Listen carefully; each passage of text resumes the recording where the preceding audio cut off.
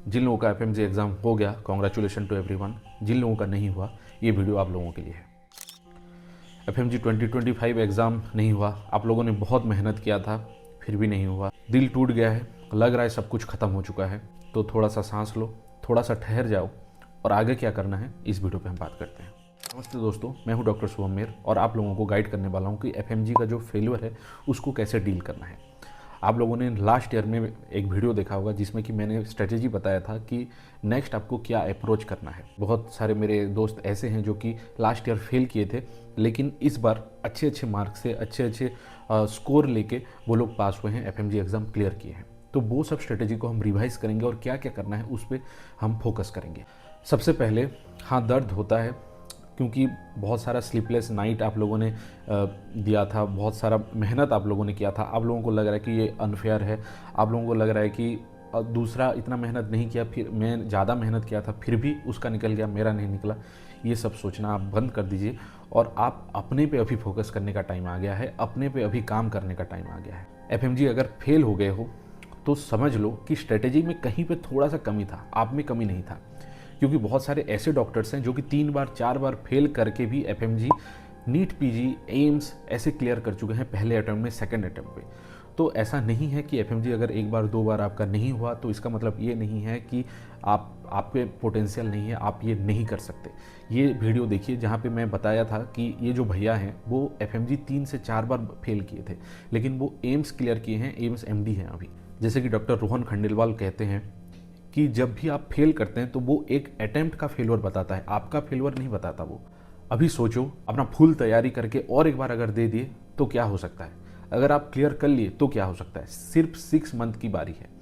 बहुत सारा ऐसा एग्ज़ाम होता है जो कि साल में एक बार होता है। कुछ लोगों का एग्ज़ाम ऐसा होता है जो कि जब भी सीट खाली रहता है तब एग्ज़ाम होता है, 3 साल में, 4 साल में ऐसा होता है। तो वो लोग अगर एक एग्ज़ाम क्लियर नहीं कर पाए तो 3 साल बाद एक अटैम्प्ट दे सकते हैं, लेकिन आपका हर साल में 2 बार अटैम्प्ट हो रहा है। अभी और 6 महीना पे और एक बार अटैम्प्ट होगा, तो 6 महीना आप जो पढ़े हैं उसको ब्रशअप करिए, उसको रिविजन करिए। जो नए नए स्टूडेंट होंगे जो पहली बार पढ़ेंगे उन लोगों को स्क्रैच से, ABCD से पढ़ना पड़ेगा। लेकिन आप लोग अभी जितना भी मेहनत किए हैं वो आपका आधा से ज़्यादा मेहनत हो चुका है, आधा से ज़्यादा क्लियर हो चुका है। आप लोगों को पता होगा कि आप लोगों ने क्वेश्चन अगर कम किया है तो क्वेश्चन आंसर MCQ सॉल्व कीजिए, आप लोग GTs दीजिए। और सबसे पहले मैं आपको बताऊंगा, अभी प्रिपरेशन करने से पहले 3 दिन थोड़ा सा रेस्ट करिए। अगर आप कोई मंदिर, मस्जिद, चर्च जहाँ भी जाना है आप वहाँ पे जाइए और थोड़ा सा भगवान को प्रे करिए और बोलिए कि भगवान, मैंने अपना 100% दिया था लेकिन फिर भी नहीं हो पाया, लेकिन अभी मुझे मेहनत करने की और एक बार स्टार्ट करने की मुझ में वो ताकत दीजिए।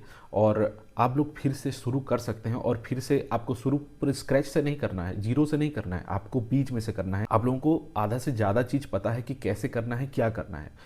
तो मैं आपको स्ट्रेटेजी नहीं बताने वाला क्योंकि स्ट्रेटेजीज हर लोगों का अलग अलग होता है।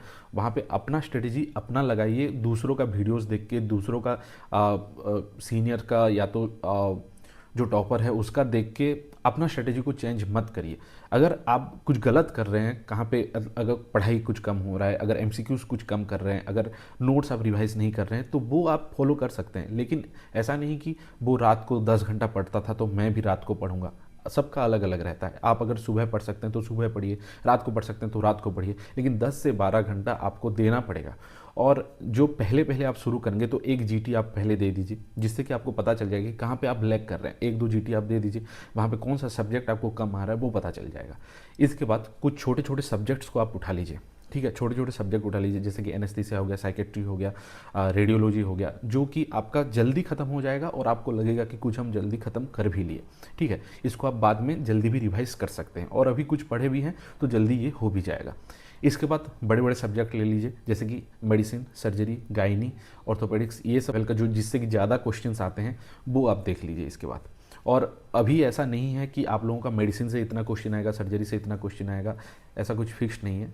तो उस हिसाब से आप जो रिस्टार्ट का स्ट्रेटेजी है वो मैं आपको बता रहा हूँ।